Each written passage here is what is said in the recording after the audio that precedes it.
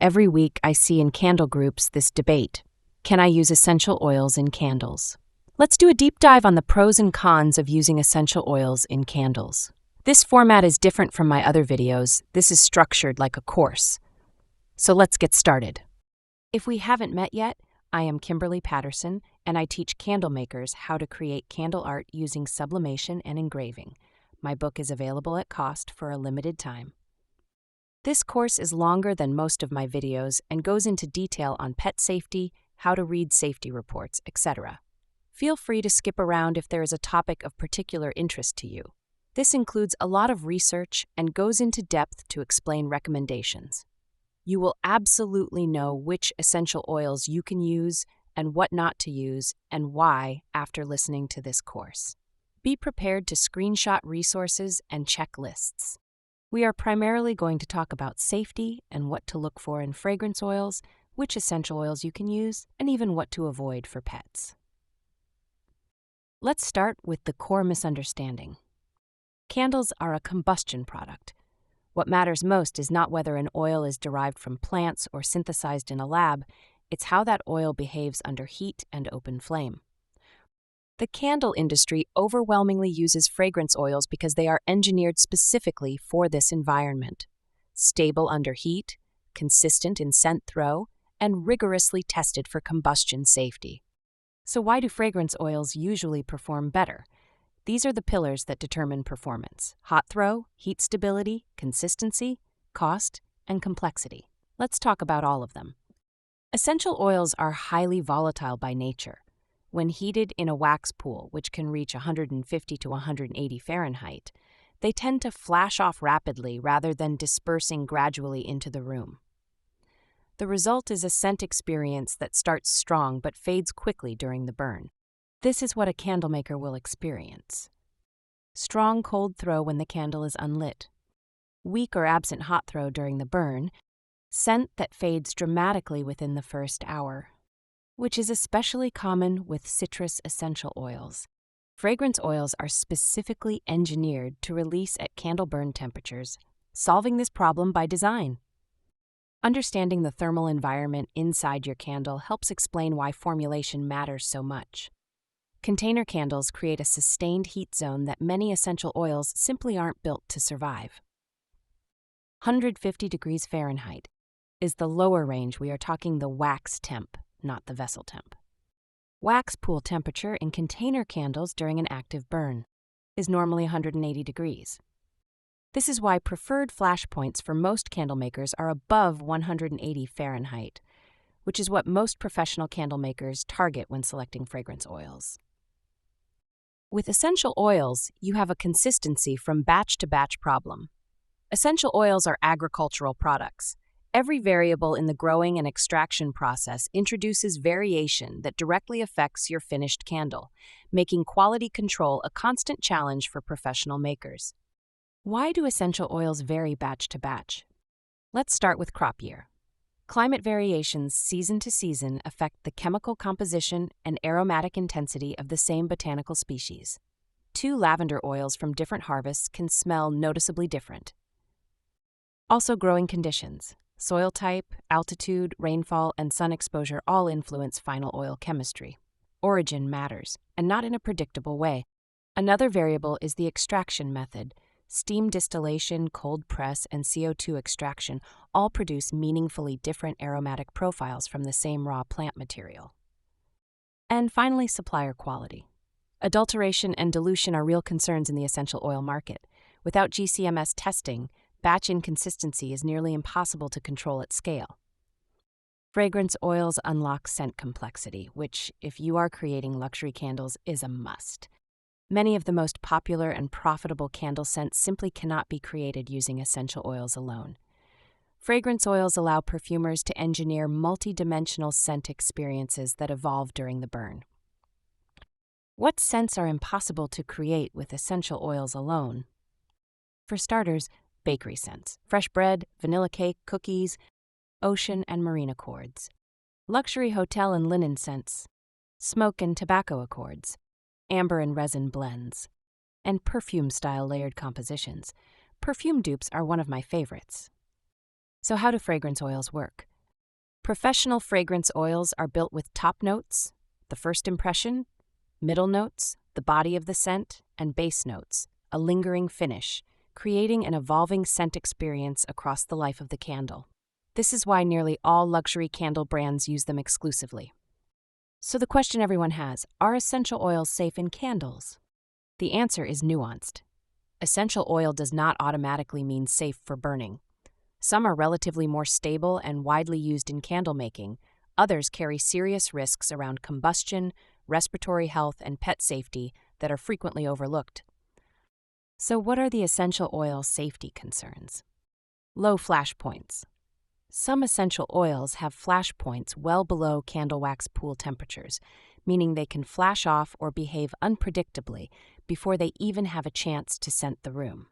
Respiratory irritation. Several essential oils produce irritating combustion byproducts when burned. What smells therapeutic in a diffuser can behave very differently when subjected to open flame. Combustion byproducts. The chemistry of an oil changes under combustion. Safe topical or aromatic use does not predict safe burning behavior. These are fundamentally different exposure pathways. Pet toxicity. Cats, birds, and small dogs process aromatic compounds differently than humans. Several widely used essential oils pose real health risks when burned in enclosed spaces with animals. Skin sensitization and phototoxicity. While relevant mainly to skincare, these properties signal chemical activity that candle makers should be aware of when reviewing safety documentation. Okay, you are asking what essential oils are actually okay to use. Here they are. The following oils are among the more commonly used in candle making and tend to show better heat stability than more volatile alternatives.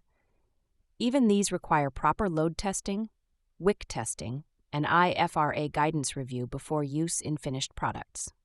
Lavender, one of the most widely used essential oils in candles, relatively stable and familiar to consumers. Cedarwood, woody, grounding base note with reasonable heat stability. Patchouli, rich and earthy, often used as a base note in blends. Frankincense, resinous and warm, historically used in burning applications. Lemongrass, more stable than other citrus-adjacent oils, popular in natural candle lines.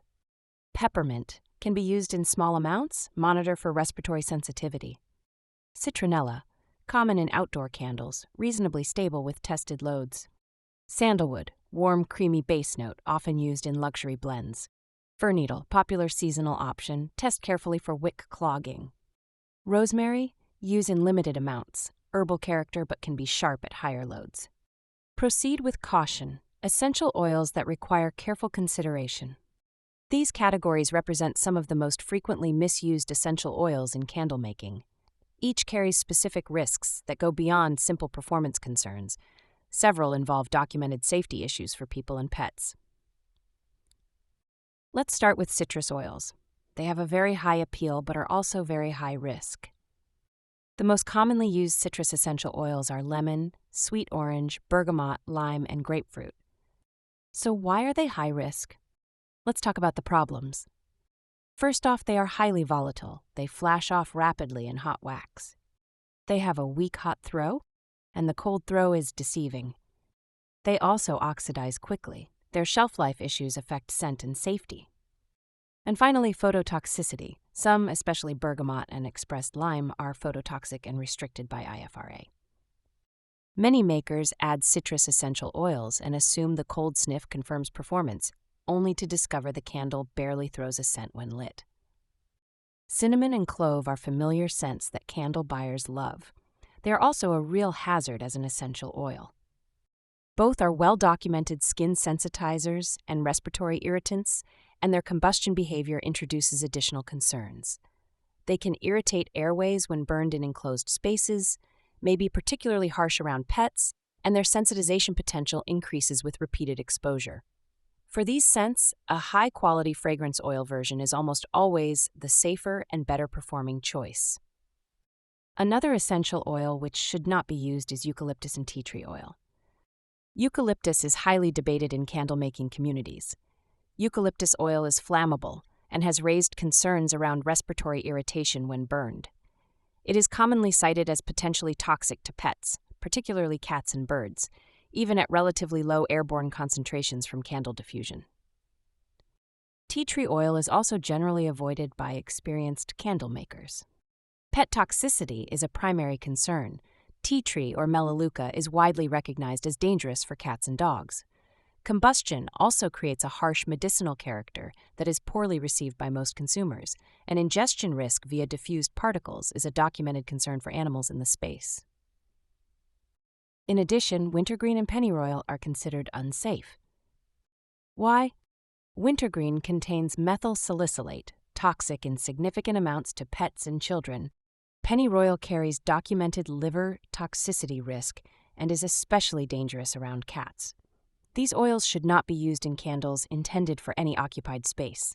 These two oils appear occasionally in DIY candle recipes circulated online, but the professional candle-making community and safety literature are consistent. Their toxicity profiles make them unsuitable for candle use in occupied spaces. No marketing appeal justifies the health risk. There is nothing more important, in my opinion, than talking about pet safety. I have 2 cats, 2 dogs, and 2 rabbits, so this is high on my list. This is one of the most consistently overlooked safety issues in candle making. Cats and dogs metabolize aromatic compounds through different enzymatic pathways than humans, making some oils harmless to people, genuinely dangerous to animals living in the same space. So what oils are commonly considered risky around pets? Here is the list: tea tree, melaleuca, eucalyptus, cinnamon and clove, pine and fir in quantity, wintergreen, pennyroyal, and some expressed citrus oils. Most vulnerable animals are cats because they lack the glucuronidase transferase enzyme, making many aromatic compounds toxic. Birds have extremely sensitive respiratory systems. Even mild aromatics can cause distress. And small dogs have proportionally higher exposure relative to body weight. Also, pets with respiratory conditions, as any irritant is amplified. Pet-safe labeling on a candle is a meaningful differentiator in today's market, and it starts with fragrance selection. Now let's talk about what to look for in safe fragrance oils. This is the most important chapter for working candle artists. A fragrance oil is not automatically safe because it smells pleasant, claims to be phthalate-free, uses the word clean, or is marketed as natural. Safety is determined by documentation, not by marketing language. Here's exactly what to look for before adding any fragrance oil to your product line. Let's talk about the 5 documents every candle maker should request. First off, IFRA certificate confirms compliance with international fragrance safety standards and lists maximum usage rates by candle category. Number 2 is the SDS sheet, safety data sheet disclosing respiratory hazards, reproductive toxicity warnings, carcinogen listings, and flashpoint. Number 3, allergen statement. Identifies whether regulated allergens are present above disclosure thresholds, essential for labeling compliance. Number 4, Prop 65 info.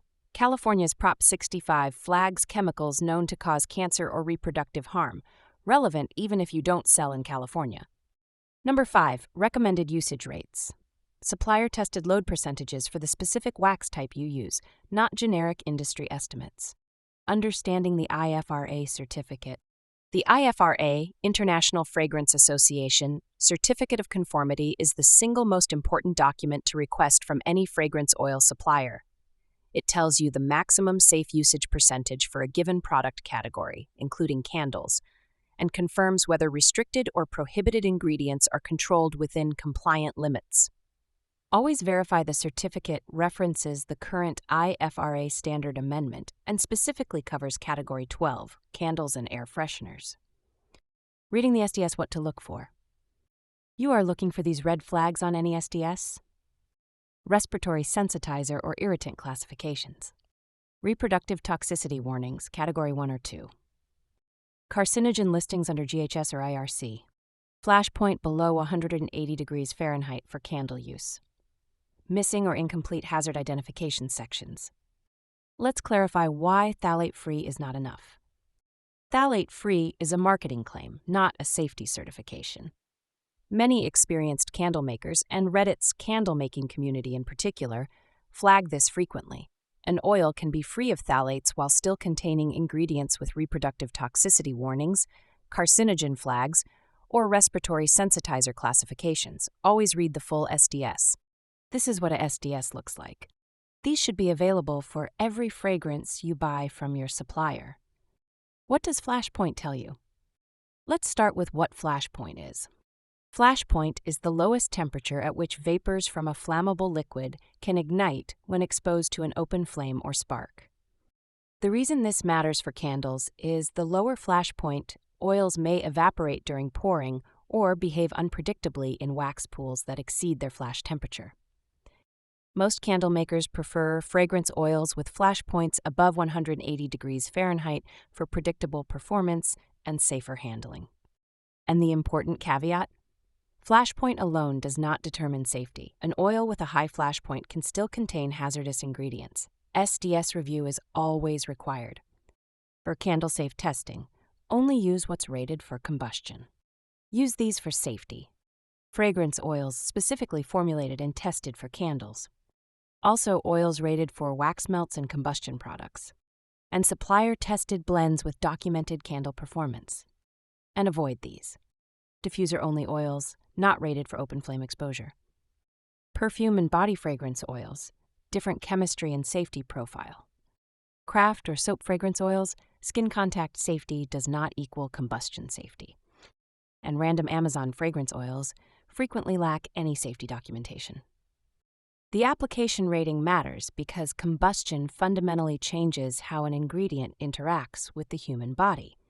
Chapter 4, What Experienced Candle Makers Actually Do. First and foremost, we choose reputable fragrance oil suppliers.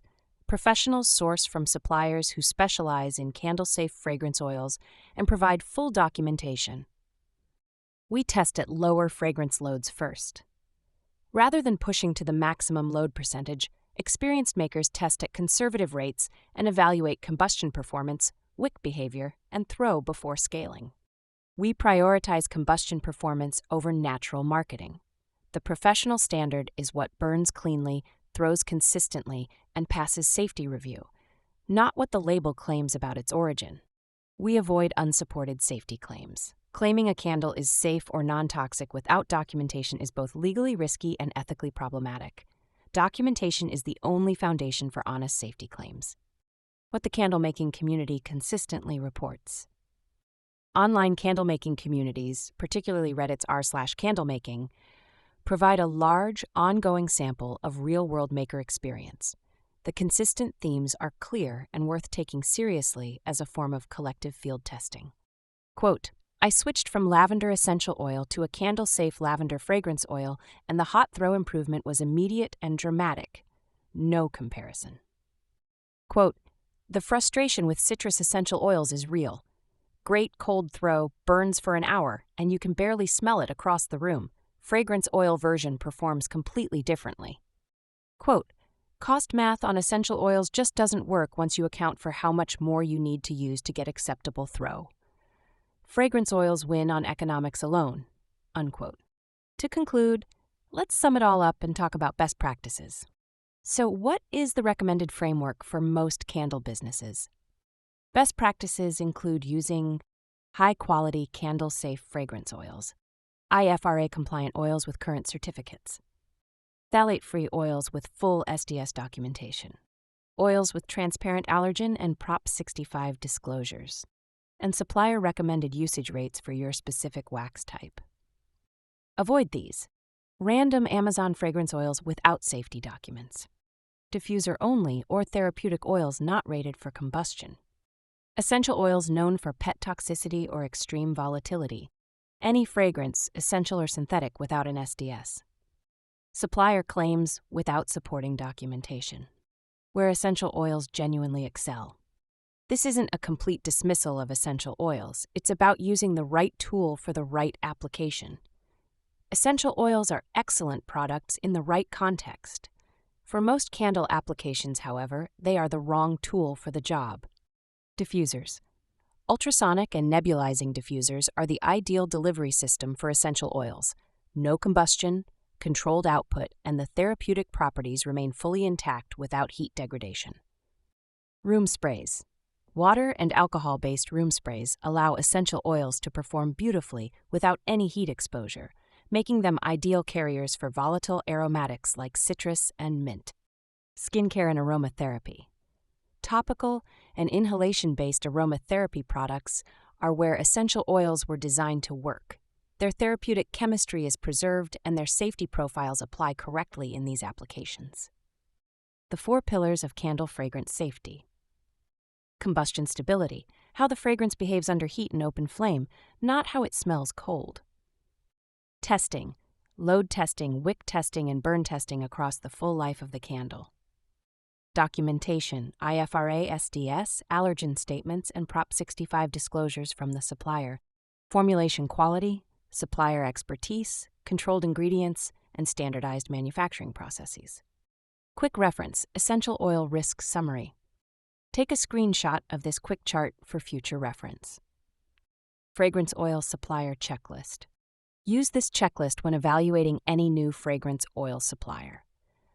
A professional-grade supplier should be able to check every single box without hesitation. Provides IFRA Certificate of Conformity for each fragrance. Certificate references current IFRA standard and covers candle category. Provides full SDS safety data sheet for download. Discloses allergen information above regulatory thresholds.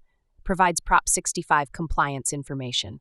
Lists flashpoint clearly on product page or upon request. Specifies recommended usage rates by wax type. Clearly states whether oil is candle rated versus diffuser only. Responds to documentation requests within 24 to 48 hours. Does not use natural, clean, or safe without supporting documentation. Building a safe, consistent product line. Source carefully, vet suppliers on documentation before price. Cheap fragrance without SDS is never actually cheap. Test rigorously. Load test, wick test, and burn test every new fragrance before production. Document your results. Label honestly. Use documentation to support any safety claims.